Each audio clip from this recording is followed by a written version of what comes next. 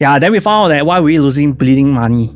Yeah, or because this guy was receiving money through PayNow from the customer directly. Yeah, then it was a case and all that. Yeah, so things were like, wow, do business so hard and so say earn a lot of money, still need to face this kind of problem.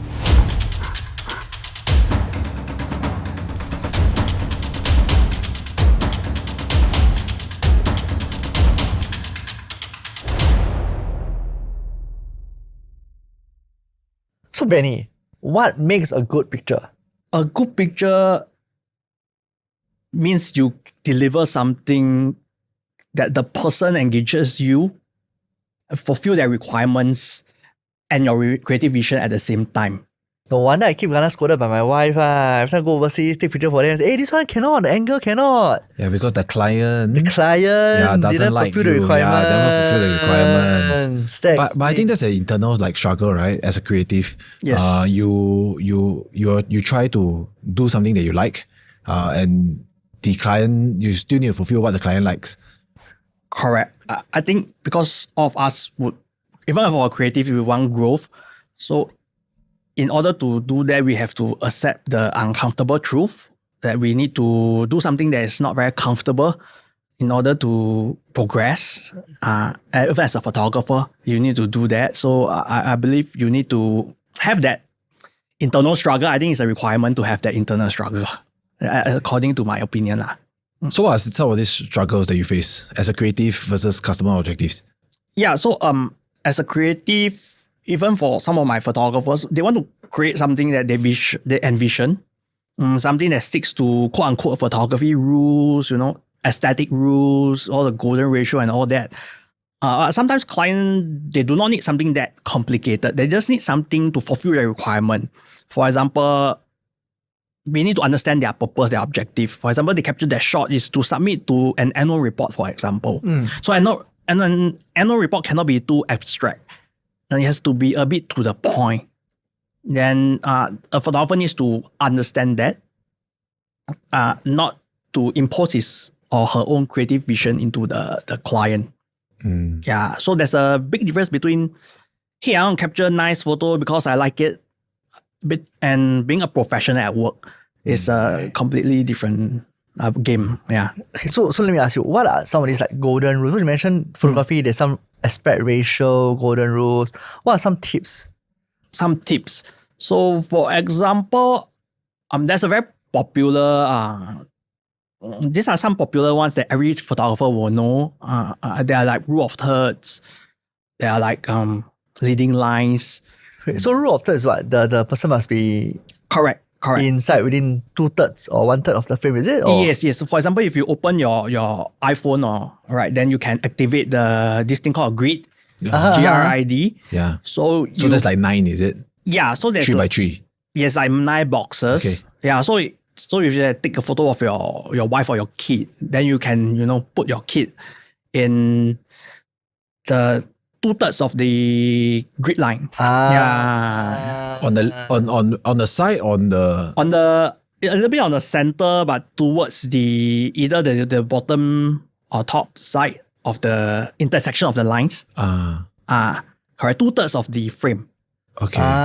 So that's my mistake. I never on the grid. And what's the rationale behind? Because it looks more visually appealing. Yeah, it's like a aesthetic reason for it. Yeah, visually it is across time, statistics wise, it's proven to be a bit more aesthetic compared to you just take a fella photo in the middle of the randomly. photo. Yeah, correct. Yeah, correct. So I okay. think everybody can apply this in all forms of photography. Okay, so I always wanted to find out, as a photographer, do you capture the moment first, or you wait for you have it in your head first and then you wait for the moment to appear, or you like which one comes first? This one, many photographers do it differently. In my opinion, I think you identify the objective first, and then you anticipate the moment. Yeah, for example, your kid is going to be happy if he or she gets a treat. Yeah, so you know that in your mind. So before you take out the treat, you Position stand by camera already. first. Yeah. So Ah. in a nutshell, that is like anticipating. Yeah. So you anticipate that moment, then you take out the trigger, which is the treat. Okay, Yeah. because I've always wondered how come they can get so nice photos. Is it Yeah, because then so must be so fast. The moment you do it, then take out the camera and take it. I think it's more of a plan first. Ah. Yeah. So you anticipate first. Yeah. So you have a plan before you go to the shoot. I think that's important lah. For in the professional world, as well, if you want to capture nice shots of your kids and all, I think that can be something we have in mind. Instead of spending time hitting the wall, I think we can plan ahead. It's easier that way. So in Firefly, how is your planning process like? Well, I think you have different clients, corporate Yes. and businesses. Maybe you can walk us through that journey. Oh yeah, okay. So at Firefly we deal with government projects. So a lot of government projects and consumer projects, which is like so recently we have this 44 packs family, 3-generation family. Oh wow. Yeah, coming to our studio. So we built this wall in our studio that can house this many people. Yeah, so we had to do a lot of planning before this 43 packs comes in. Yeah, because 43 packs means you have children, grandchildren, Yeah.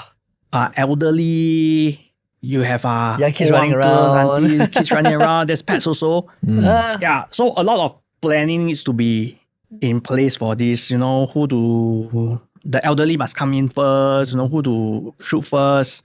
The kids, they have very short attention span. Yeah. Yeah, they got newborn baby. Oh. Yeah. So all of this planning needs to take place first. So I would say in all B2C or B2B productions or photography, videography, you need to do a lot of planning, and planning takes up about 70% of the entire work. And the rest is just execution. Just Yeah. clicking away. Yeah, following the plan. Following the plan and execution. So I'm curious as a creative, do they eventually get bogged down? Because sometimes people say I want to become a creative because I just want to take nice photos. But they go into business or they go into a job, they realize that actually there's another bunch of things that they have to do, right? That's not related to what they like to capture. Then how do they react, or how do they develop from there? I think through the past 14 years in this line, we had photographers that come in with doing photography or videography as a hobby versus those that already have experience before. So that's statistically wise at Firefly, about half of them who don't know if they want this as a photographer as their career will drop out along the way. Yeah, I think it's more of like whether you can do this professionally or do this as a hobby. Yeah, that's in my view lah. So as a hobby is you do capture what you like. Correct. There's no stakeholders. Then there's no monetary involvement. Yeah, no stakeholders. Maybe people bao for you. Yeah. So it's very different if you do it As a business with something at stake.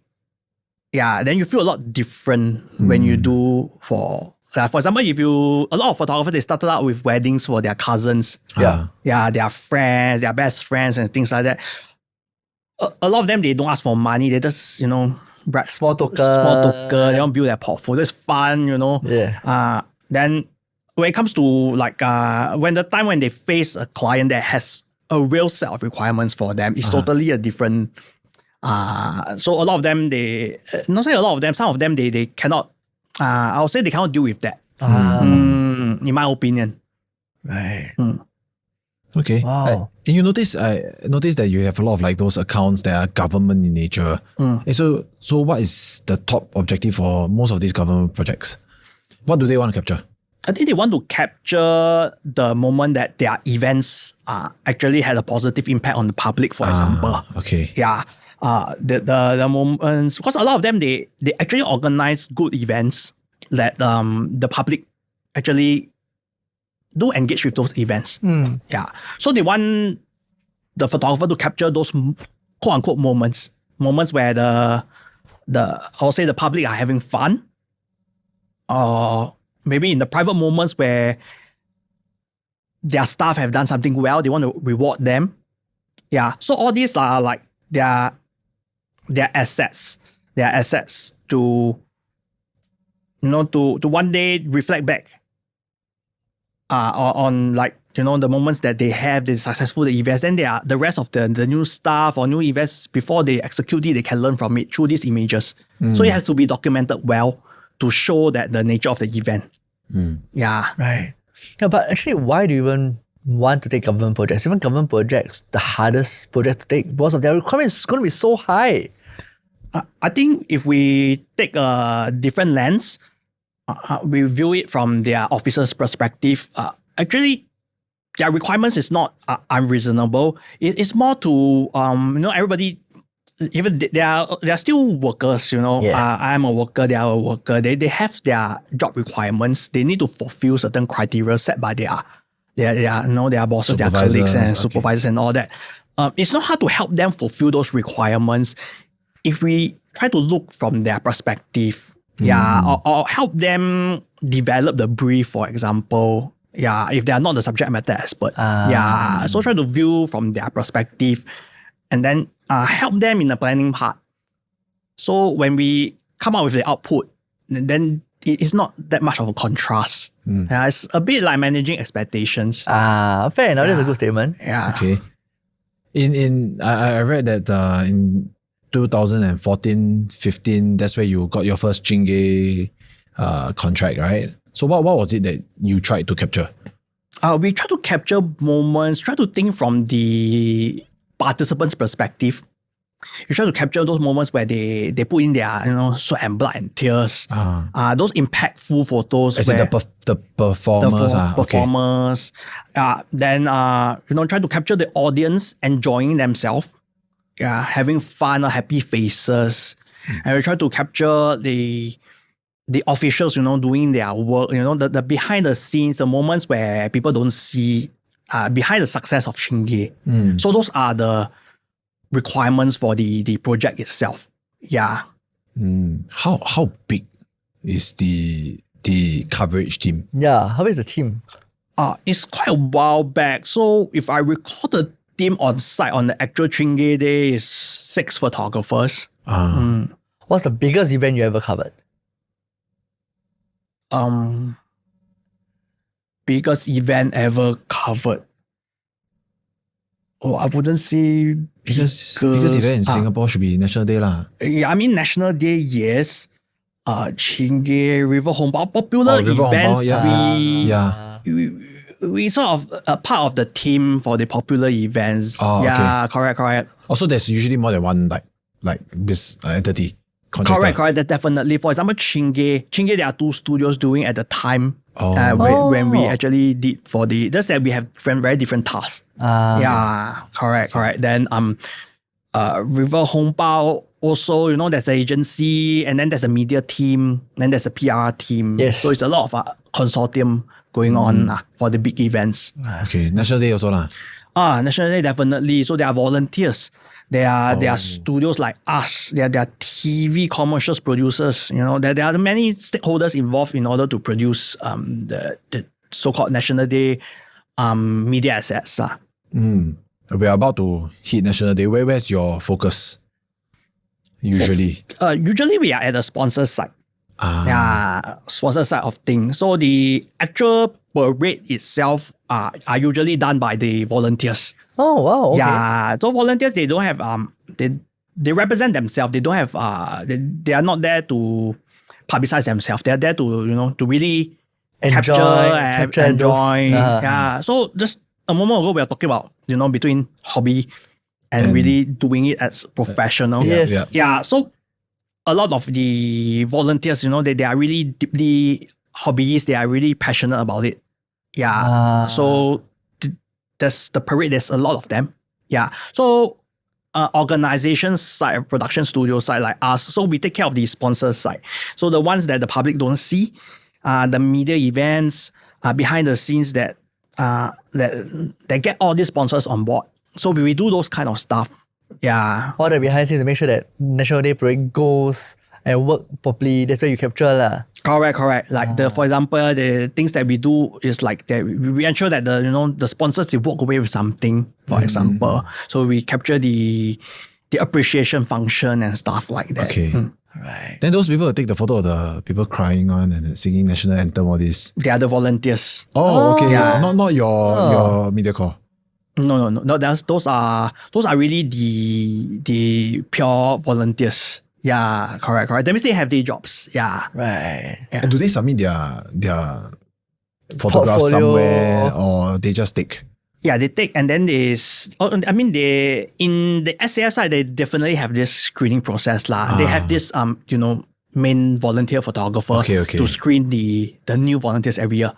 Okay. Yeah, because it's not easy even for a volunteer because you need to start like a month ago every weekend. Then you be there. Yeah, kind of even as a volunteer you need to commit. Okay. Right. Yeah, you need to sign a commitment. Yeah. To ensure that you're always there, not just there for days that you want to. Correct. There's something to give also rather than just receive those kind of thing. Yeah. So as a volunteer, you need to really plan out your days and stuff like that. I think it will be a real test whether after that you will turn professional. Okay. No, there's no benefit to it as a volunteer. Except for free pass along the whole parade lah. Hey, you got first class ticket you're talking about, man. What first class ticket? They're taking photos But you can go anywhere. I mean, there's a sense of Fulfillment. serving. Okay, Yeah, correct. The person that I knew that has been doing this for years, he really have the, very passionate about the trade itself. Yeah, then he really loved our nation. Yeah, so to that extent, I think people who do that, they really have some sort of passion to serve in their own ways lah. Right. It's like grassroots, Right. Yeah. Right. Oh, so Benny, now let's go to history. Right. Well, ask through how did Firefly first started and then where it evolved to where it is now today? Okay. Firefly started in August 2012. We didn't have a studio. So we started with Groupon. I'm sure some of you have heard of Groupon. The older ones. very Yeah, long I'm sure you time. heard of it, I'm sure. Groupon. So when Yeah. Groupon just started not long, we went on board. So maybe for those who don't know what is Groupon, maybe you can explain a little bit. Yeah, about Groupon is like a coupon website where services and products are being sold at a fire sale kind of prices. Pricing. It's like a get your deals website. Yeah. Yes, like a deal website. Yeah. You're right. Like a deal website. So right now we have one that is doing it also. I'm sure a lot of you guys will know it's pink color. Yeah, correct. So in the past, we leverage on Groupon as a platform to kickstart our photography journey. Yeah, so we price something that is supposed to be expensive, premium, in the services market. To that extent, to the Groupon extent. So we had it's a market share move to grow, to capture Grow as the much. portfolios and all that. To capture the portfolio, to boost market share, to find out the problems of the business and stuff like that. Yeah. But of course, we didn't think that much then. We just want to do a business and, with something that we find interesting. Yeah. Then fast forward, in 2013 and 2014, where we felt that there is a need to pivot to a studio setting. We want to go a little bit more professional. Yeah, then we rented a studio near to our place in Yishun. And we started to do family studio shoots from there because we wanted to remove the obstacle of bad weather. Those outdoor shoots, you never know what will happen. Yes, exactly. You never know what will happen. So at the point of time, we didn't know a lot of things. There's one thing that we also learned is law. Yeah. So we also learned that you can't really operate businesses as and where you like it. Yeah. Oh, you cannot just go outside to the field and take photo. Yeah. Also, we realized some rules but then about 10, 12, and we don't know if that rule still stick or not because we no longer do The outdoor Okay, shows. what and are all, some of these right? rules? some of these rules is you cannot do. Like go to state court, take in front your photo in front of it can. I think if you use it on a non-commercial term, the most you will get a warning. Yeah, if you do it with the purpose to monetize it, then maybe you'll receive a red letter. Okay. Correct. So what we have learned in the past is you can't perform the one thing that we learned, you can't perform a transaction in public. Even till today, I don't think you can do that. Yeah, if you are a business, you cannot do a transaction So in you cannot like, okay, I pass you money, you take money. You can't do that. cannot. So in the past, In no public pay means now. what? In public means on the MRT. For example, like In the park, for things example, like that. like maybe you go East Coast Park. For example, East Coast Park should be a free area, ma. Yes. Correct. That's what we, as a public, we assume. Yeah. Every area in Singapore is owned by something. I'm sure everybody knows that. Okay. Like for example, in there's jurisdiction in every area. Yeah. So in East the Coast Park is parks- NEA, for example. Yeah, for Okay. example, M Parks, NEA, and all that. So if you operate in someone's jurisdiction, you need to technically pay them in order to be licensed to do a transaction. Correct. So we assume that parks are for the public. Yes. But they are Okay. owned by a jurisdiction. So if you do business at a public area, you are doing business in someone's house. So this is what we have learned. Okay. Yeah. Is that why nobody takes wedding photo shoots in the park nowadays? I think can. I mean, But because that's for personal consumption, yes, correct? correct. We are doing it like we are, in a way, we are using someone's house to profit ourselves. Right. Okay. Yeah. Okay. So in that sense, I think it's Slightly a different fair lah. lah. It's a fair trade-off lah. Yeah. Okay. Oh, this is something interesting. I never thought of that. Yeah, I never knew. Yeah. But it makes sense lah. I mean, yeah, if not, then everybody would be all over the place doing it, right? So everyone was all over the place doing it, like what you have just mentioned. Yes. Yeah. Not only us, we started first. Yes, I mean we assume that we started first, according to our perception, and we start to see pockets of People doing similar it as people well. doing it as well. Okay. So there was a huge Filipino group is doing this quite aggressively after we move out of this Groupon thing. Okay. Yeah. So people are still doing it. I think, people start to take note of it. Agencies start to take note of it. Yeah. So that Then things happen lah. Things like that. To be fair, I think. Yeah. So you had a studio, and then after that you went to do corporate Yes, correct. and governments and all. Yeah. So we still mainly serve B2Cs in the past.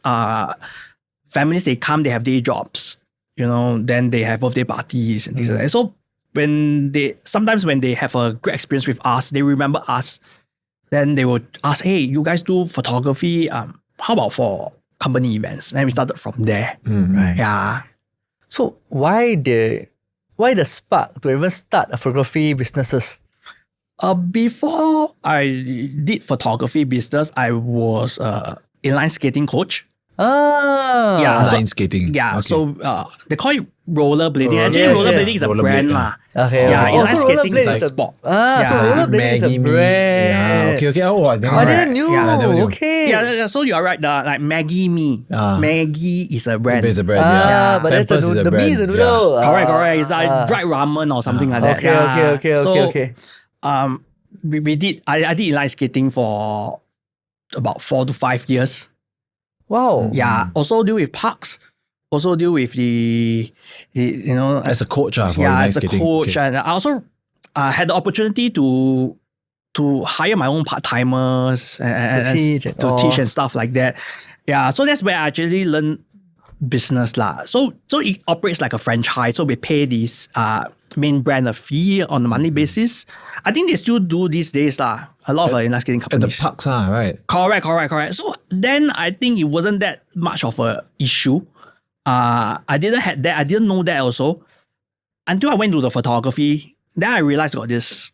Yeah. So I would say maybe in the 4 years of doing inline skating, I was quite lucky in that sense. I didn't have to deal with agencies, or maybe inline skating is seen more of a Recreational activity, sport. recreation rather than Right. than a transaction lah. Yeah. So I started with that. So my market was families. So I transitioned to photography, influence of my brother. Yeah, so in a sense, I'm dealing with the same market. Okay. So that allows me to Connect back. okay, family, you have to like that, have to focus on the kids, all those kind of thing. I can still bring it over. These days we call it what? Transfer, skills transfer or something like that. Yeah. Okay. Transferable skills. Transferable skills, yeah, you're right. Yeah. So I transferred this thing over to, yeah. But for you, without much photography background, was it hard for you? I would say the hardest part is actually getting the clients, I guess. Yes, it's hard because I don't know about the technical aspects of the camera itself. I had to rely on photographers, freelancers, friends and all that knows a lot about photography. Right. Yeah. But through that I learned as well. I'm able to see it from a different perspective from my colleagues, which are the photographers, the creatives themselves. Yeah. So to be able to, I felt that I use that as a more of a leverage, to do the business properly. I to serve the customers well. Then I can deliver the products that they want. But why you didn't want to scale the inline skating sport? Because that's something that you're very comfortable with and you already have 4 years of domain knowledge of it. I felt maybe I wanted to do something different. Yeah, an opportunity came about. Groupon came about. Okay. Then I wanted to try. So I was doing the skating business when I started the photography business. Oh, yeah. So, as in side by side. At the same time.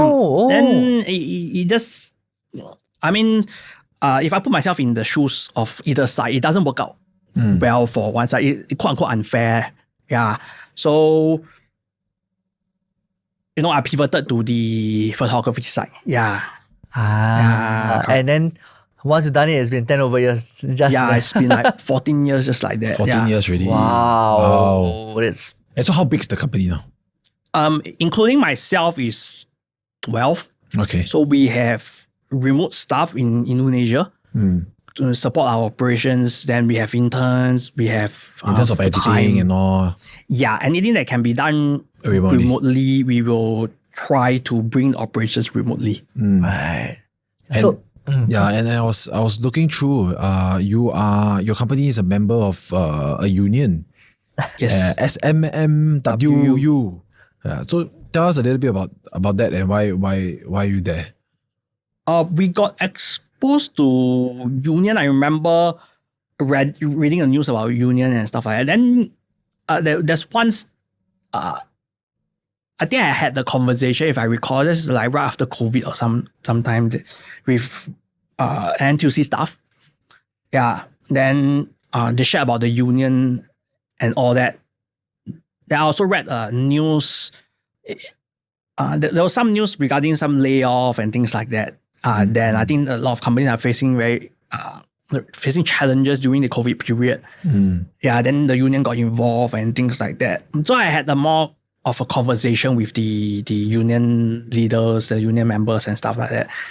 The N2C people. Okay. So what they mentioned to me, despite what people think of unions, and you want to watch on TV, go on strikes and stuff like that, right? Yes. So Singaporean boss, I don't speak for all the SMEs, but I speak for myself as a Singapore SME boss. We have this very skeptical view of union. Like, wow, the staff go on strike, the staff don't want to do every day call union, and all this kind of thing. So when you really talk to the union and all that, right, Singapore operate the union very differently. Yeah, as compared to companies you've seen in the US where there's chaos at the Amazon warehouse and all that. Yes, the union is to protect the employees. I would say Singapore has a lot more reasonable union leaders. Okay. Yeah, that is willing to empathize on the employer's behalf. So union come in between the employers and the law. Yeah. according to my perspective. Okay. Yeah. So imagine as an SME owner, you have a problem with an employee. Sometimes it's just both sides don't understand each other or the problems that came about. In order not to escalate this to the mediation or arbitration or all that, the union can come in to help to mediate the process. Versus if you have a problem with the employee and then you straight go MOM to settle, that's where the law come in. Yes. Yeah, at both sides. Nobody Wins in a way. yeah. The union in Singapore actually comes in so that both sides can walk away peacefully. Both sides wins, a win-win scenario. So that aspect itself makes me feel like, hey, why not? Yeah. Although at that point when I signed up for union, I didn't have the like whatever employee problem. No case study yet. Yeah, no case study. It's just the ones that I read. Then the more they talk to me, The more you understand. the more I understand from their point of view and things like that. So I felt that this could also act as a good way for the employees. Okay. Yeah, to buy in. They know that they come in with the union protecting them and things like that. Yeah. So now got case study? Don't have it. I hope don't have lah. Okay. I hope you never had to reach the case study area. But the union hotline is always there. And we tell all our employees wherever they come in, after they clear their probation, and stuff like that, hey, this is the union's number. You can Google online.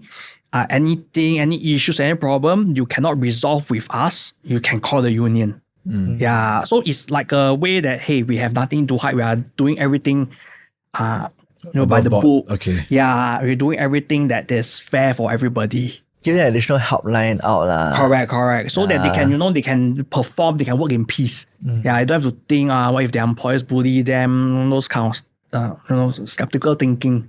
Do you think in today's day and age that really is a plus point for employment or for hiring? Yeah, I think it's a plus point for everything. If your customer know that you run a good business that treats the employees well, they're more inclined to engage your services. If I see a supplier, a print supplier, one has a union, one doesn't have a union, the one with the union will kind of strike me off to want to talk to them, ask more about it before I proceed. That itself can tilt the. You can tilt it in a percentage. You get 1%, you're able to tilt the person's decision, then you will take it. Right. Yeah, but here's what I would seek your advice on, because I think nowadays people say that the newer generation, they are harder to deal with. They are more inconsistent, right? Is it true in your side? Do you think that's the case? I feel there are. I felt there is a point of view. I do have young, so-called Generation Z staff members, interns and all that. I would say like millennials, I'm a millennial, like millennials, there's always the staff member that's great. There's staff members that is like, why are they like that? There's always these two sides at play. I would say because of, in my opinion, because of perspective, social media and all that, people start to take very strong views. Yeah, people start to take very strong views on one single case study, for example. Yeah, then I also felt a bit sorry for the generation that didn't get to experience what we had because they had to deal with COVID lah. If I were to blame, I will blame the illness rather than the group of people. Yeah, those people that they gone through the COVID era, they didn't get to experience what we experienced in their polytechnics and all that. Maybe that crucial period of time took out some of the things that they should experience lah. That's what I felt.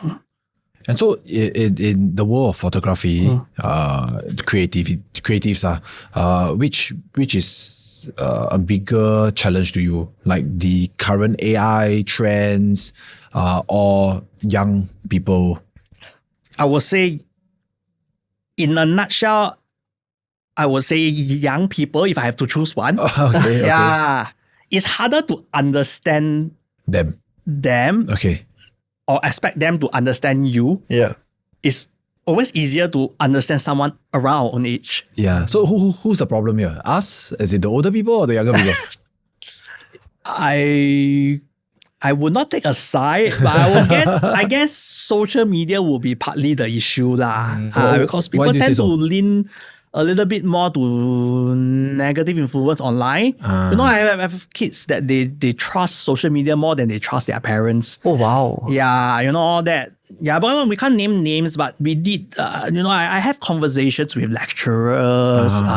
I do a lot of, we serve a lot of local polytechnics, local ITs, local schools and all that. So we have very not formal conversation and things like that with these educators. Sometimes it's as a vendor, you can see it clearly from a third person perspective.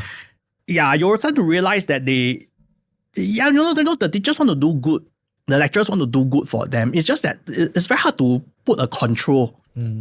Yeah, over. I mean, I felt that's why, in Australia, countries like that, they start to put a ban on the young ones. On social media. Yeah, Okay. because they felt that the impact. I felt it's just natural. People lean more to the negative side of things. Yeah, unfortunately, I mean that's the case lah. Okay. And so in terms of, then the other side would be like AI, right? Do you think in the current world, in your perspective and your industry, is AI helping you quite a bit? For us, yes. We see it as something that we won't be able to stop. So I'm glad my team they're on board with me to embrace AI, to include it in our workflow. Like a co-pilot. Yeah, means we still make the key decisions, the key direction, everything. So AI is there to support and help us in all these tasks, to make things faster, to add value to our customer. Yeah, so that then our staff can also do more meaningful things like serving customers rather than drafting emails. Like they can reduce their email drafting time by a lot. They can reduce their editing time by a lot. Yeah. Emails is a pain, right? Correct. So these days, a lot of photographers they already know how to select photos using AI. Oh, okay. So it's How does that help? Yeah, it's called, the process of selecting photos in a terminology side is called culling, C-U-L-L-I-N-G. Okay. Yeah, means you are removing images that are unusable or according to you. For example, closed eyes, blur shots, blinking, all this kind of stuff. Okay. Then I look at elsewhere one and the camera. Correct. So these days you can configure your software or AI or whatever. So they will just automatically remove all this. Yeah, to remove all these so-called unusable photos. Okay. Yeah, so that itself can cut the process already. So without AI, right, how long does this process take? So I would say an estimation. This is just an estimate for maybe a 4-hour event. Maybe a 4-hour event, and you cover it, maybe a seminar or something like that. In the past, when we are using Adobe softwares and things like that, it takes about a couple of days, 5 days, those kind, just to edit one set. 5 days of 9 hours, 6 hours. But of course, it breaks in between. Okay. I'll say maybe like 10, 12 hours maybe to edit one set, properly edit one set. Yeah. These days, of how many photos? of maybe like 2,000, 1,000. 500, 600 photos. Okay, 500 photos. Yeah. Okay. So maybe 8 hours of actual shooting plus 8 hours of editing. So add together 16 hours. Yes. A lot of people don't see that. I mean, in the public, I don't. If I put stuff in the public, I wouldn't see that. I only see, hey, you come to my wedding for 8 hours. Or you come to my event 8 hours. And after Can't that- pay 8 hours, ma. You probably come for 6 because the first hour and the second hour you're setting up and tearing down. Correct. But there's still this editing Yes, the process editing that we need to component. sit behind the desk, select the scroll. photos, adjust the lighting and everything. So that takes time. So editing the photos, for those who don't know, lighting, exposure, colors, what else? Yeah, white balance, cropping, all that. Yeah. So there's a lot of components in editing. Okay. Then that alone takes about, I would say, like what you say, 12 hours, those kind. In the past, I would say in the past. But this is just an estimation. So with AI, you can reduce all that to maybe 1 to 2 hours. Oh wow. Yeah. That's a huge improvement. Correct. because you only need to make certain decisions. Like After they have filtered everything else. correct. So everything is hard at the start. So it's also hard at the start to onboard all this AI process. You need to learn how the AI process it. What kind of information you feed to the AI, or how do you configure the AI so the AI can properly, do what you intended it to do, instead of just jumping in, throw everything to AI and do it. Yeah, so that process also takes time. Yeah, so my photographer went through a lot of time just to get that right. Yeah, then before we start implementing all this into our flow. So embracing AI, I would say not only in my industry. Yeah, I think as a SME owners, we need to embrace it, but still make the decision. Yeah. What was your difficulty in adopting an AI platform? I still recall that very vividly. Employee buy-in. The way that job being replaced.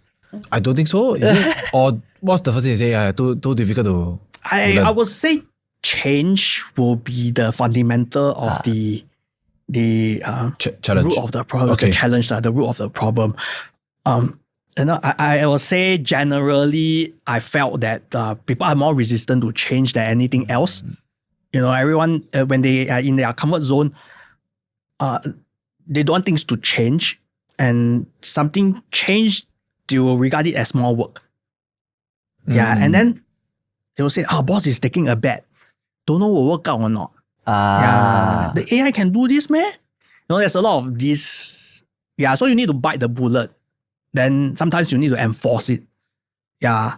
So when people start to feel the change, then they will buy in. That part is the hardest, I would say. Any tips for that part? I would say show them proof of concept. Then show them how it will help them with their work. Yeah, I think that will be the best. Tell them, say how much time they will save. Then the time that they can use the other time to do more meaningful things. Like serving customers, for example.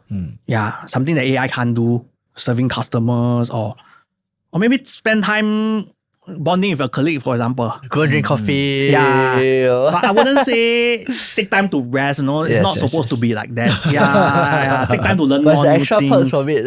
Yeah. I mean, it depends on how would we will see it. Yeah. So what made you say yes to adopting AI? Was it a case study that you saw, or it's a gut feel as a business owner, and then you say, let's just POC, proof of concept, this thing? I would say I will have this, when I started my business years ago, including the skating business, I always had this thought that, I always question like, hey, why do you need to do this way? It takes so long. I'm a little bit impatient in the past. When I was young, very fiery, impatient. So I want to do things fast. Then I always felt that people cannot standardize the way they do things. Why you schedule appointment, need to call people. You cannot let them just write in a form or all that, man. I always have this question. Systemize it. Yeah, then that made me very into systems. Okay. Yeah, so I felt that this was part of the reason why I am very open to all this, because maybe behind my beliefs, I felt that technology helped to create systems that is easier for people to onboard. Okay. Yeah. All right. Well, I think with that note, right, let's head on to our Enzo segment. This is the Enzo segment. Over the course of interviewing and networking. So, Benny, welcome to our Enzo segment. So, over here, all I need you to do is choose 2 cards and we'll ask you the questions from the card. Yeah. Okay. All right. So, where's the first card? Drum roll. Okay. For you. All right. So, your first question to you is, can you share a piece of advice from your mentor that significantly impacted your journey?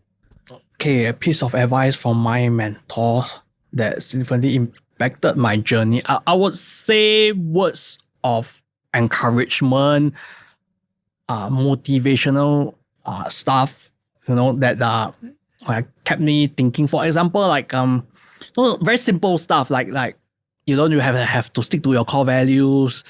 You have to be more resilient. you have to, life is a suffering, those kind. You just need to pick your suffering, those kind of thing. Okay. So it's more of an intrinsic motivation kind of thing. Yeah, those kind of things that I picked up to, then I think about it lah. Yeah. Was there a favorite that you had from there? I would say I read it somewhere. We are very lucky to be in the millennial age where we have internet and we don't need to really have a physical mentor.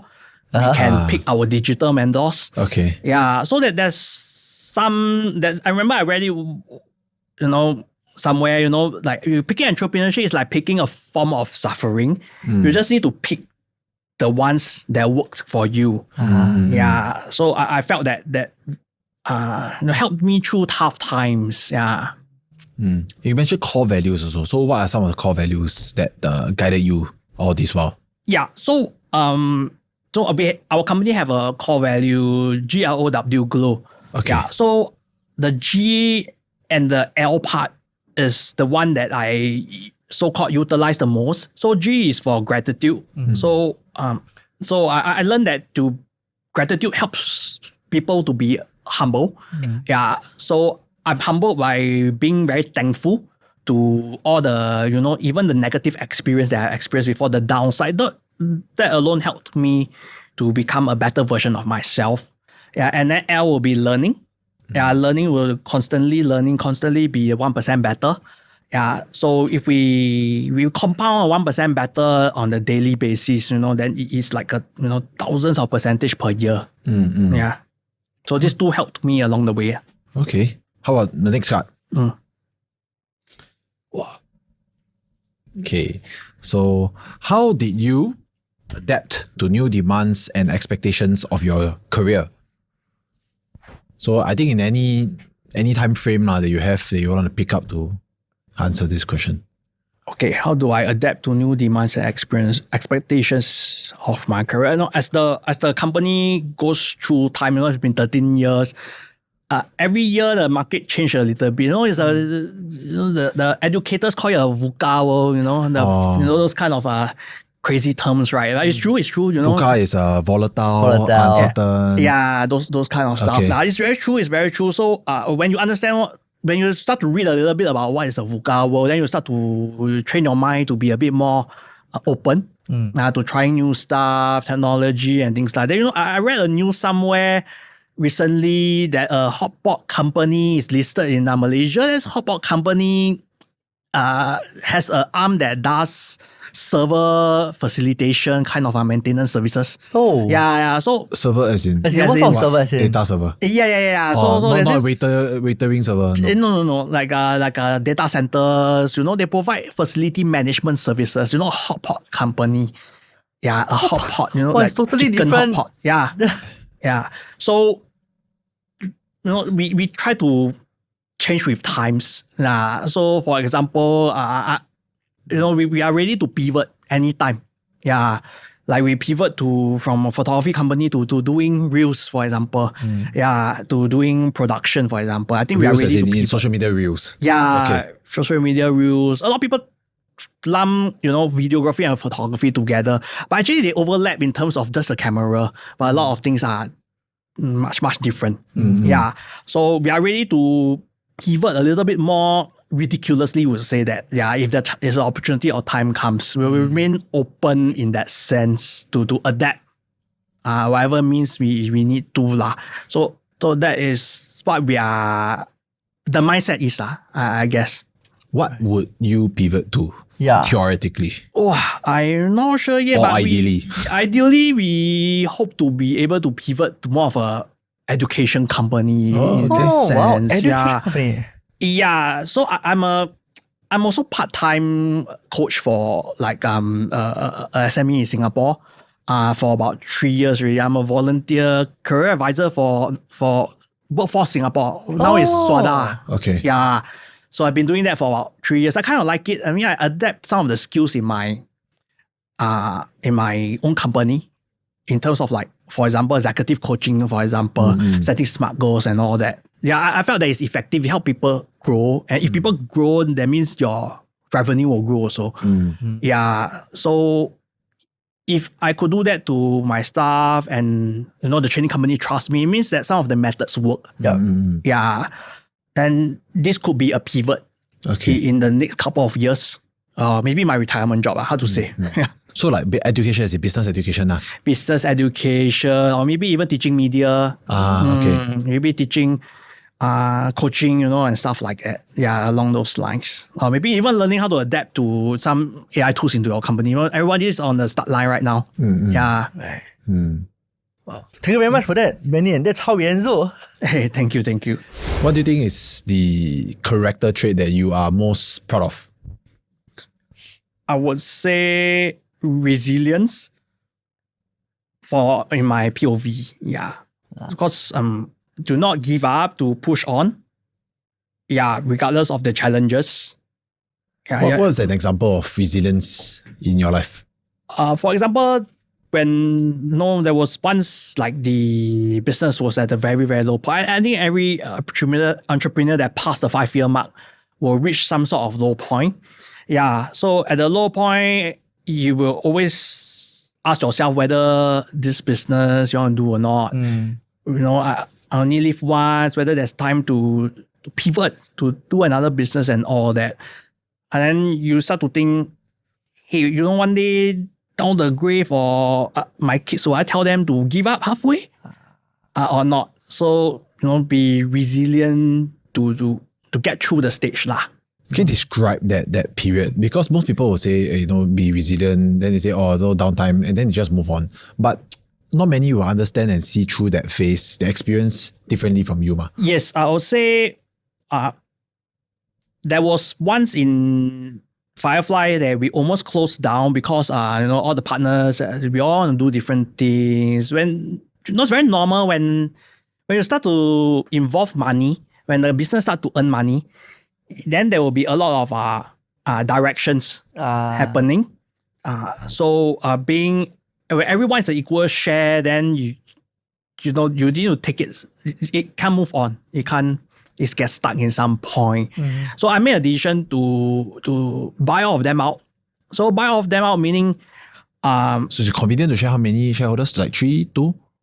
1, 2, 3, plus myself, total 5. Wow, okay, 5. Correct. Also all moving in different directions. Correct. They're all everyone wants to do different things with Firefly. Yeah. So I had to meet a call to buy 3 of them out first, and then 1 to 2 years later, I need to buy the last one out. Okay. Yeah. So all of that involved money. So there was one point, money was really an issue.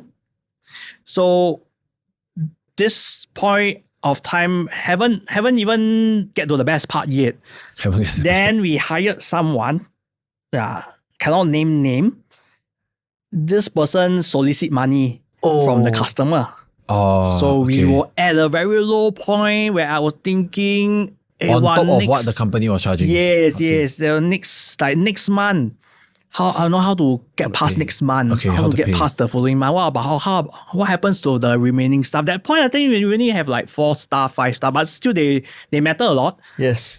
Thinking like, is it need to tell them cannot already? All that. Yeah, then we found out that why we're losing bleeding money. Or because, there's this guy, he's that time I think PayNow was still quite new in that sense. This guy was receiving money through PayNow from the customer directly. Then there was a case and all that. Yeah.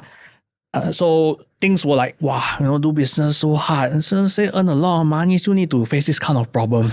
Yeah. All that thinking start to come in and stuff like that. Then but that made me a stronger or better person. I live past through it. Although I tell myself every day that I probably close down. Yeah, I try to, stick to it, and I get past that stage in the end. So I felt that the resilience paid off. Then I can have no regrets after. Yeah. Will you do it again? I would say it's like army. You want to do... if I can turn back time, it helped me grow. I'll probably do it again. It's like army, you serve your 2 years. Not a lot of people want to continue serving. Yeah, those kind of... Yeah. But why didn't you give up? I felt that At the point of time, were you married or not? No, at yeah. the point of time. Yeah, at the point of time. So basically, you can lose everything and start afresh. Yes, that's what I thought. Okay. Yeah, that's what I thought. Worst case scenario, Papa, Mama, help me. Yeah, find a new job. Okay. You know, those kind of thing. Yeah, so I felt that at that point of time, I can lose what I had.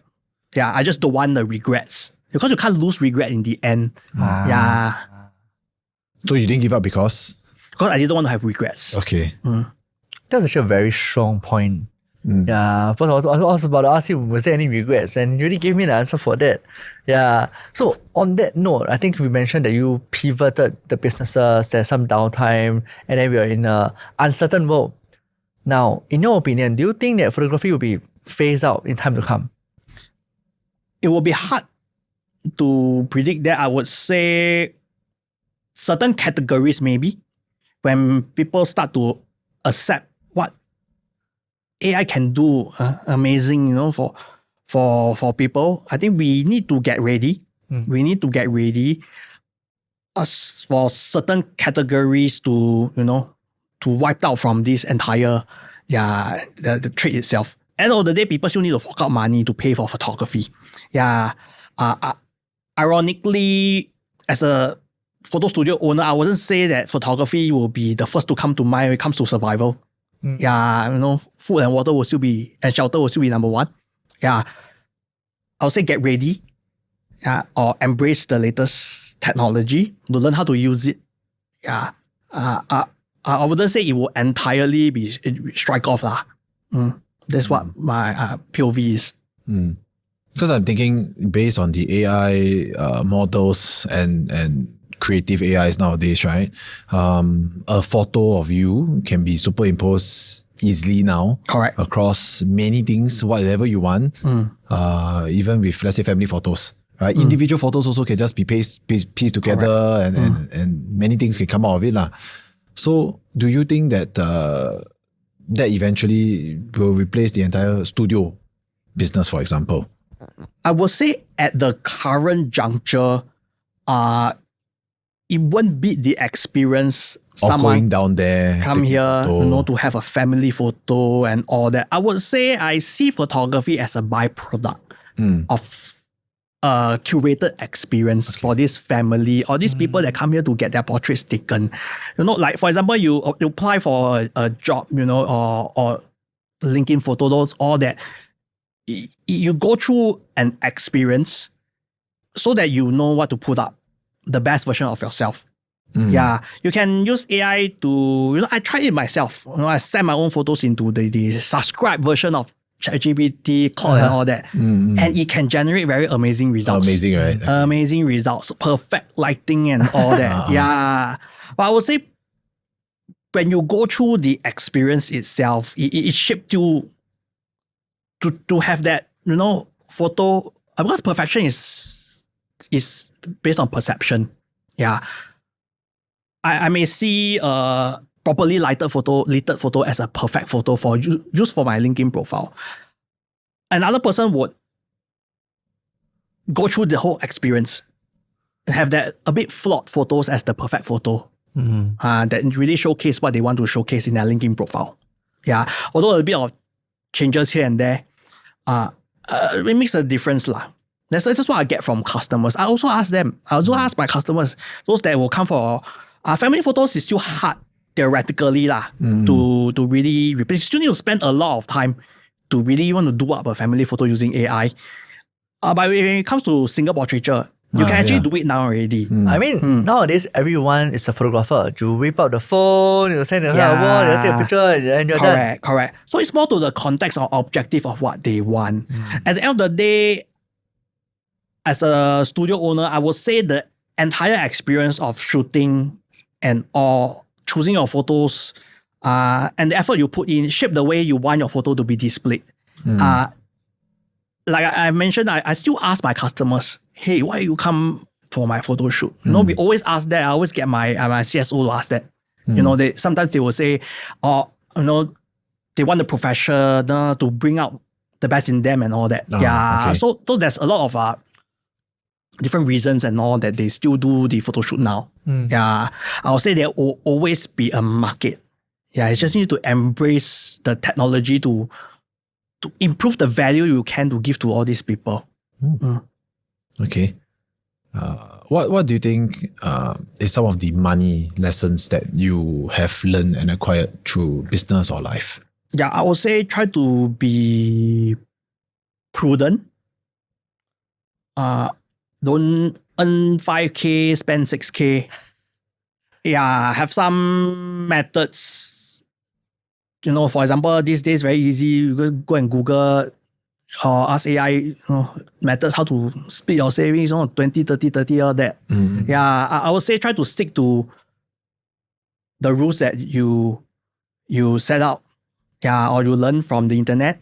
Some rules will really work. Always have savings. I mean, quite standard SOP lah. Yeah. At the end of the day, although I can say things like, you earn 5K, don't spend 6K. I do see people doing that. Yeah, I still see people doing that. Yeah, I don't know why. Maybe they have this safety in the comfort of their parents. Singapore is still a first world country. Homelessness is like very little and all that. People are not scared enough lah to want to set aside and be a bit more prudent. Yeah. That's one of the most basic principles of money, right? If you earn 5, don't spend 6, right?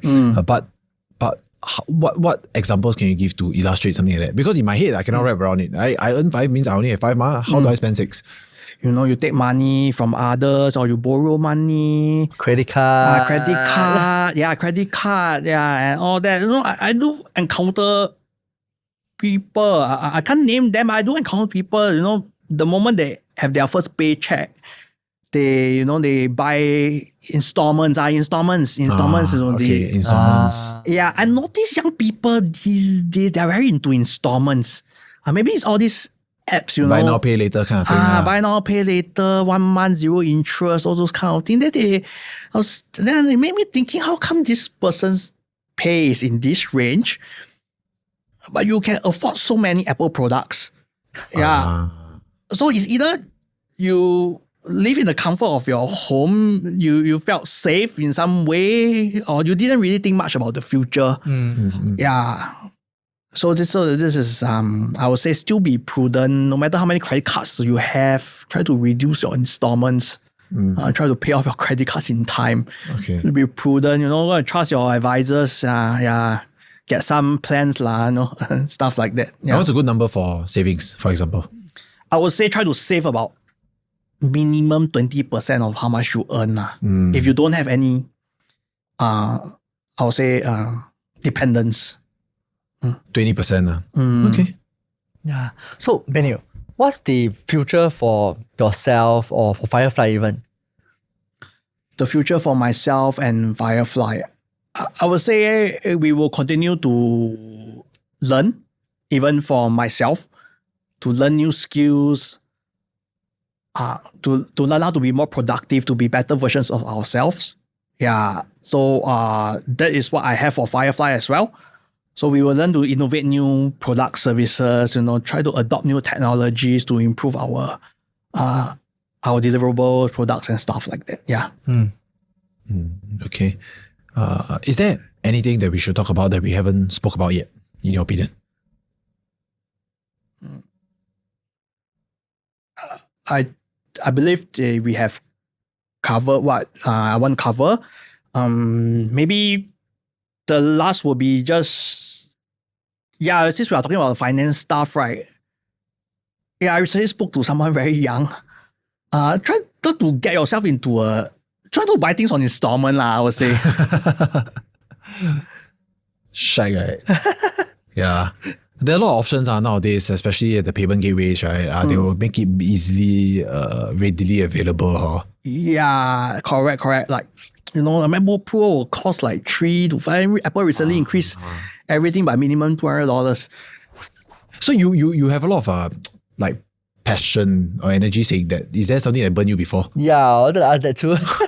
I didn't get Must be the burned MacBook Pro. before. I did spend money on impulse and all that. Everybody does that. I did see people get into. I have a very, very close friend. He has a PhD and all that. Yeah, it's just that he gets this thing about audio. He buy all the expensive audio. Yeah, maybe he has his reasons and all earphones that. or like speakers? Everything. I don't know about those brands, but there's a speaker that costs 6,000. One speaker like that. Yeah, those kind. He's very into those kind of things. He buy a Harman Kardon just to listen to ocean sound and all that. Yeah. Wow. Yeah. Wow. So there's this period of time he used a lot of this. There's this app that in the past there's this app. I think it's yellow and black color. Yeah. Okay. Encourage people to buy things on installment. You can get rebates and all that. Okay. Yeah. So I think he bought a lot of things on installment. Okay. Yeah. So I wouldn't. I see that myself. I experienced that firsthand. Then recently also speak to some young people. Because I have questioned how come he can purchase this expensive Apple product on this current salary. Yeah, so I also realized that it's on installment lah. So I think it feels like a trap to me. Yeah, eventually you need to pay it off. Yeah. Right. Okay. Wow, that's actually good learning lessons Yeah, coming it from is. it. Yeah. So anyway, Benny, for every single guest that sat on that chair, we will ask them this one question. Right? And this question is, if there's one word you give to any inspiring entrepreneurs out there or anyone looking for success, what would that one word be? To me, that one word will be resilience. Yeah. So everybody will go through tough times. But one thing that we cannot remove at the end of our lives is regret. Yeah. So just go all out and what's the worst will happen. Yeah. So thank you, Benny. Thank you very much for it. Yeah, thank you very much for this entire session. I thought one of the biggest lessons that we had also really about you wanting to pay it forward, right? And resilience, as you mentioned. I think most people, when they talk about resilience, it's always about, I just hear resilience for someone else. But to live through the thing, I think that's the resilience and where it's really tested, right? Yes. Yeah. And running a business for how long? 15, 14 20 years. Yeah. Not easy. So yeah, I think we'll take Thank you very much, Benny. Thank you. Thanks for having me. Thank you. Hi guys, thank you for listening. If you like what you have just heard, follow us for more content like this.